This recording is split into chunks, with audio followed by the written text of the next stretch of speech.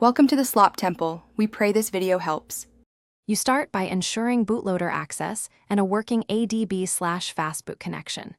Download the Twrp IMG that exactly matches your device and verify its checksum so you avoid bricking.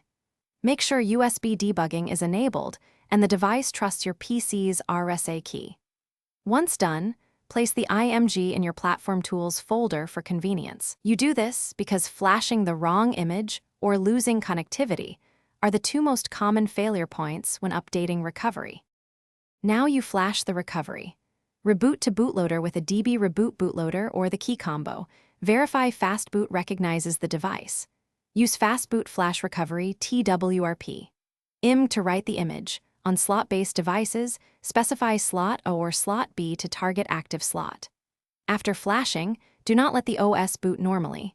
Instead, boot straight into recovery to let TWRP initialize and install its add-ons. You do this to prevent the stock ROM from overriding the custom recovery on first boot.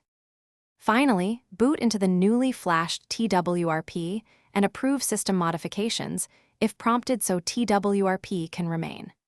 Use TWRP to make a full backup before modifying anything else, and flash any vendor or installer ZIP that ensures permanence on some devices.